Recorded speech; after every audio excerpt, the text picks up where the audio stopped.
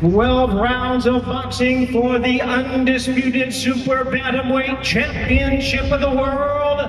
Fighting out of the blue corner, wearing black trunks with gold trim, hailing from Ormoc City, Leyte in the Philippines. Here is the three-weight division world champion, introducing John Riel Casimero. Gentlemen, please welcome the four-division world champion, boxing's pride of Japan, the current hard-hitting, undefeated, reigning and defending, undisputed Super Bantamweight champion of the world, introducing Naoya, the Monster. Hello guys, welcome back to our channel Winsworld TV. Gaano nga ba kalaki ang pag-asa ni Naoya Inoue maabot at mahigitan ang record ng ating kababayan na si Manny Pacman Pacquiao, na makamit ang 8 Division World Champion?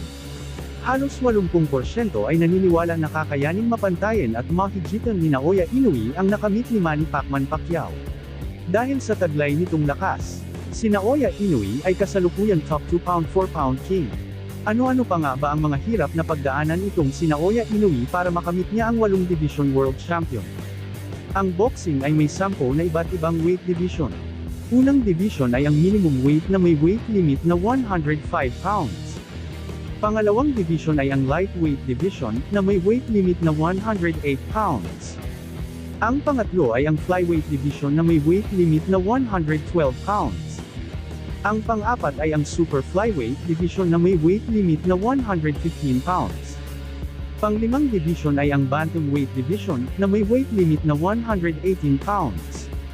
Pang-anim na division ay ang super bantamweight na may weight limit na 122 pounds. Pang-pitong division ay ang featherweight division na may weight limit na 126 pounds.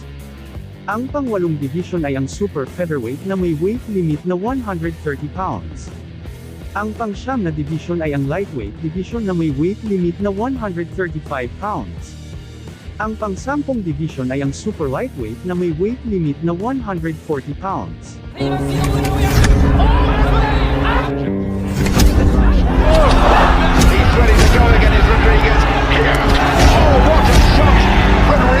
Hanggang saan kaya aabot ang pinakamalakas na version ni Naoya Inoue? Kakayanin kaya niyang higitan ang pinakamalakas na version ng ating kababayan at tinaguriang pambansang kamao ng Pilipinas na si Manny Pacman Pacquiao. Sa kabilang banda, bagamat kilala na pinakamaangas na boksingero ng Pilipinas na walang iba kundi si John Riel Casimero, kakayanin kaya ni John Riel Casimero pantayan ang lakas nitong si Naoya Inoue at pabagsakin ang halimaw ng Japan? Alam naman natin na halos 60% na boxing fans ay naniniwala at nagdududa na hindi kakayanin ni John Riel Casimero itong halimaw ng Japan na si Naoya Inoue. Will, para malinawan, or magka-idea kayo kung kakayanin kaya ni John Riel Casimero itong the Japanese monster superstar na si Naoya Inoue? Bakit hindi muna natin kilalanin ang the Japanese monster superstar na si Naoya Inoue? Para magkaroon tayo ng idea kung sa anong paraan lalabanan ni Cuadro Alas superstar na si John Riel Casimero itong si Naoya Inoue. Si Inoue ay tubong sa Makinagawa, Japan. Sa edad na 5 years old ay kinamulatan na niya ang mundo ng palakasan ng kamao, dahil na din sa gabay ng kanyang ama na dating boksingero. Talagang malakas talaga ang mga dugo at lahi ni Naoya Inoue, dahil training pa lang ay sobrang hirap na. Unang sabak pa lang ni Naoya Inoue sa amateur fight ay kitang-kita na talaga na isang matulis at may angking lakas ng kamao siyang tinatago.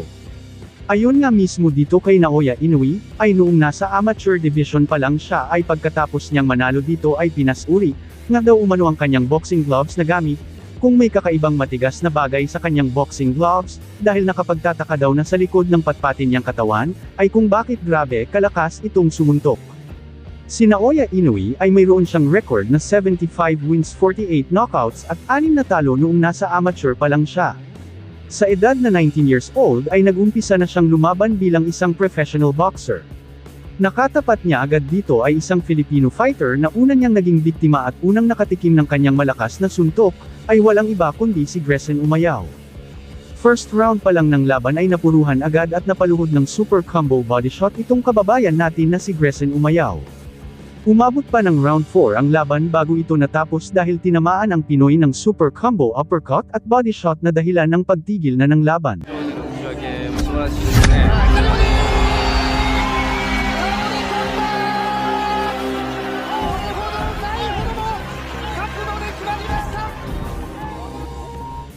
Pagkaraan ng ilang taon ay isang Pinoy na naman ang kanyang nakalaban, siya ay si Jerson Mancio. Tulad ng dati, tinapos ni Naoya Inoue ang Pinoy sa maikling round.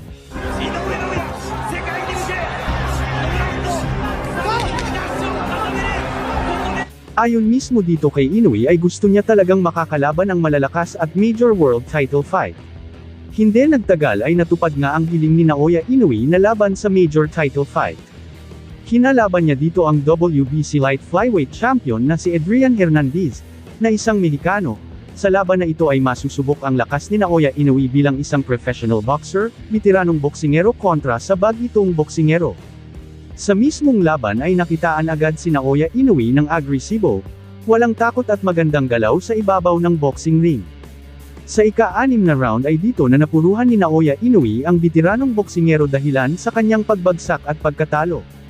Dahil dito nakuha ni Naoya Inoue ang kauna-unahang world title champion.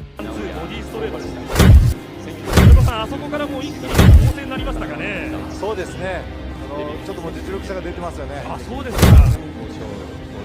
ただこれチャンピオンエルナンデズもですね、32センチ、29秒という高い勝率を誇っていて、ノックアウト勝ちもそのうちで18とこれ軽量級にしてみると。 7 buwan ang lumipas pagkatapos niya makuha ang pinakaunang world champion ay tumalon agad siya sa dalawang division simula lightweight division papunta super flyweight division. Kakalabanin niya dito si Omar Narvaez, isang Argentinian. Sa laban na ito ay target ni Naoya Inoue ang maging 2 world division champion. Si Narvaez ay may record na 40 wins, 24 knockouts, at isang talo. Habang si Naoya Inoue ay may record na 7 wins walang talo. Sa mismong laban ay ginawa lang ni Naoya Inoue na punching bag, itong veteranong boksingero na si Omar Narvaez dahil 4 na beses pinatumba ni Naoya Inoue. Dahilan sa pagkatalo nito. Dahil sa impresibong panalo na ito ay kinilala si Naoya Inoue bilang pinakamabilis na mandirigma sa kasaysayan na nanalo ng 2 world title sa loob lamang ng 8 professional fight.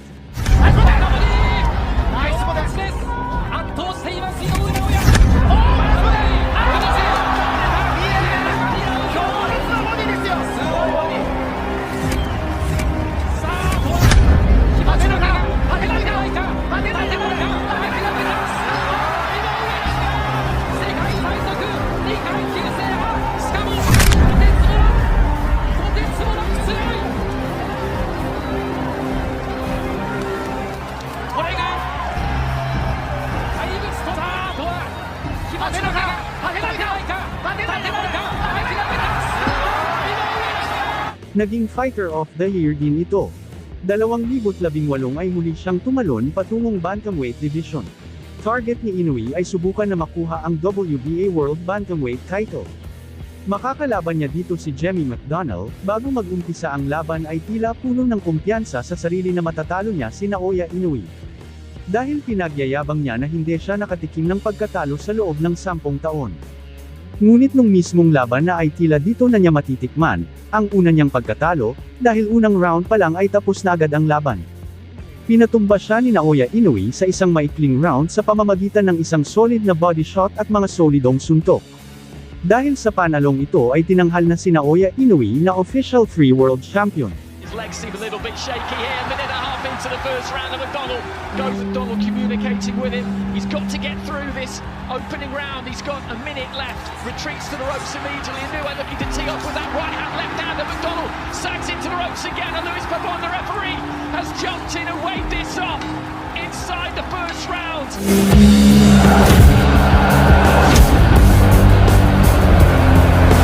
Dagdag pa sa ating mga balita.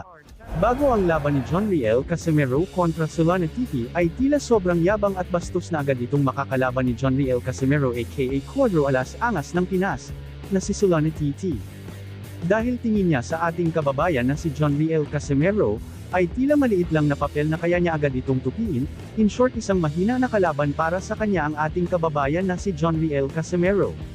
Ngunit hindi niya aakalain na meron palang taglay na super power combo punch. Itong kababayan natin na si John Riel Casimero aka Angas ng Pinas.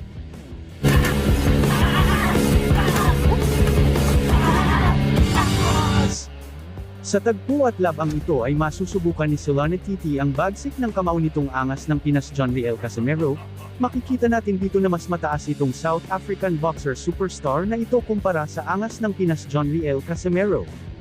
Hindi rin natin maitatanggi na isa rin sa kinakatakutan dahil super lakas itong African boxer superstar na si Solana TT.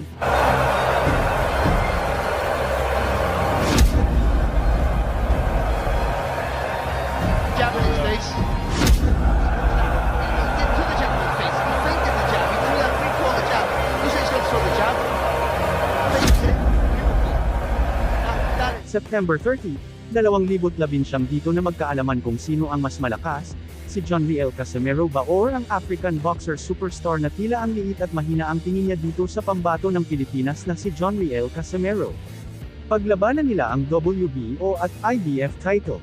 Si Casimero ay may record na 129 wins, 20 knockouts at 4 na talo. Samantala si Solana TT naman ay may record na 28 wins, 21 knockouts at 3 talo.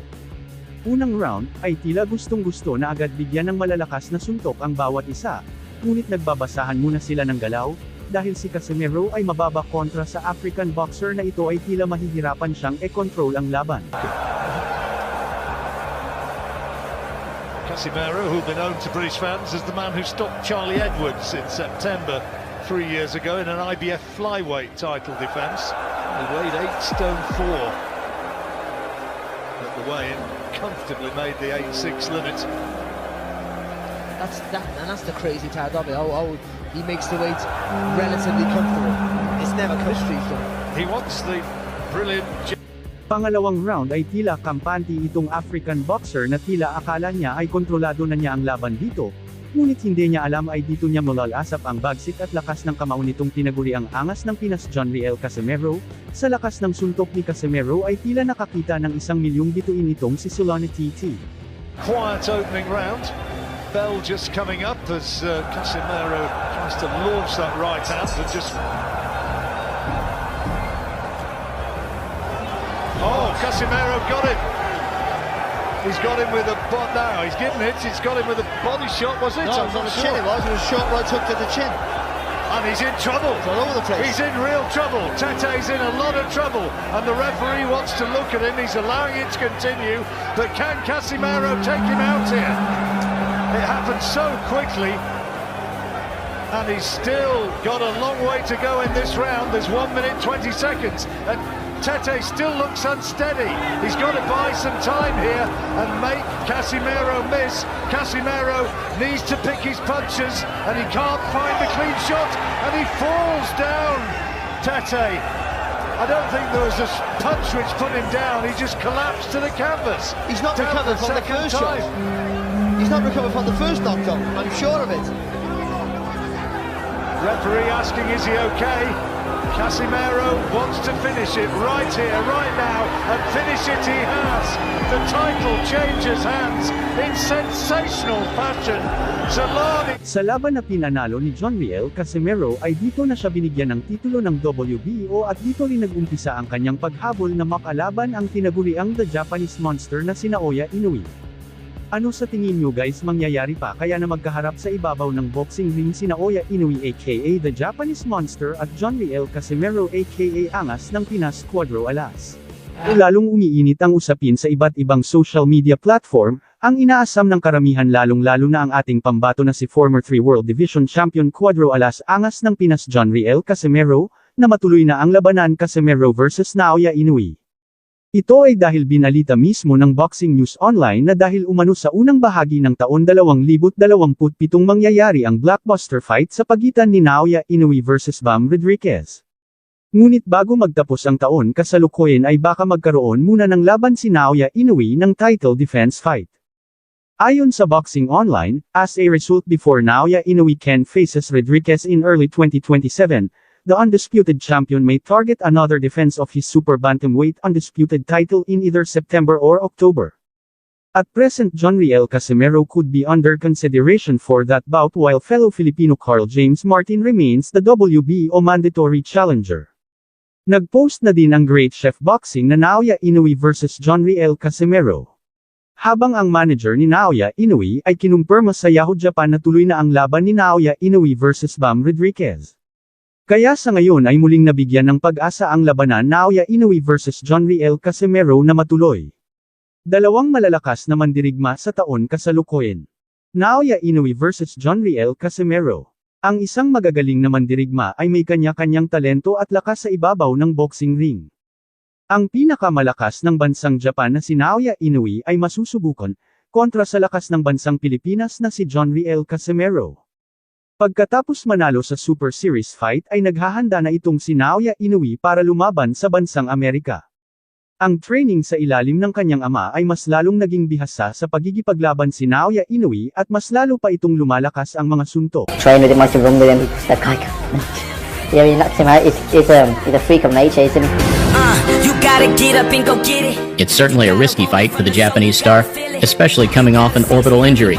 But with credit to his throwback style and willingness to face the best, a victory against the Filipino this year would see him put a serious dent in the pound-for-pound rankings. And that is devastating once again from Naoya Inoue. Fearless.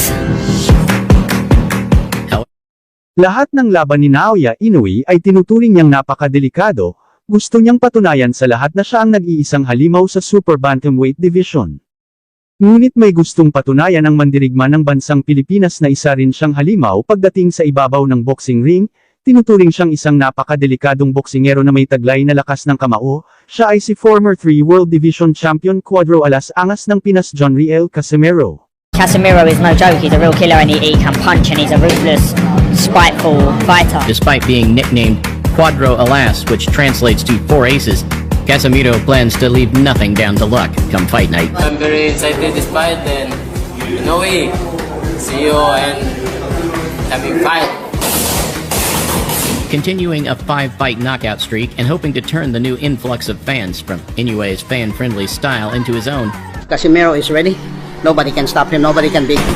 Where many expected Donaire to be a pushover for Naoya, it drew a Fight of the Year terror. They go toe-to-toe to the final bell. And where many expected Tete to be too slick and too technical for John Riel, he simply blew him out of the water. Casemiro needs to pick his punches and he can't find the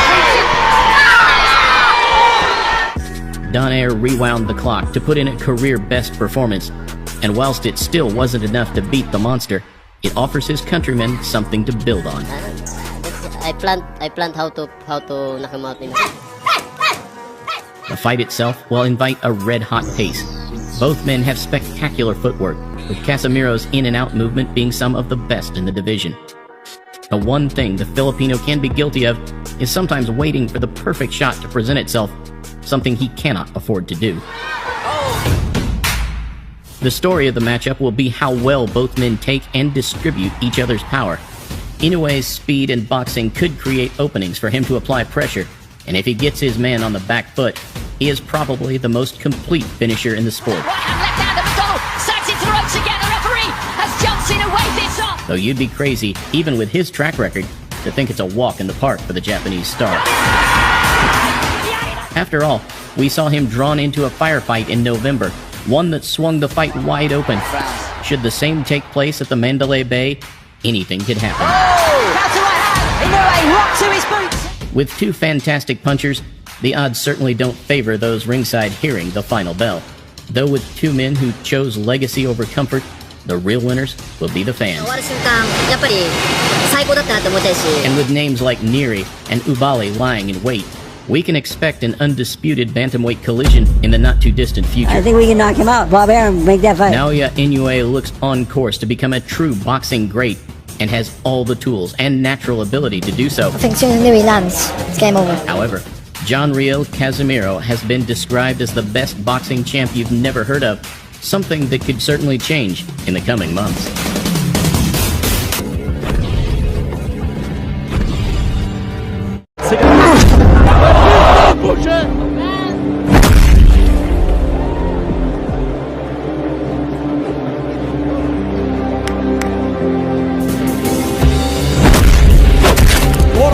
Aparkatta başlayan ve yumruk kombinasyonu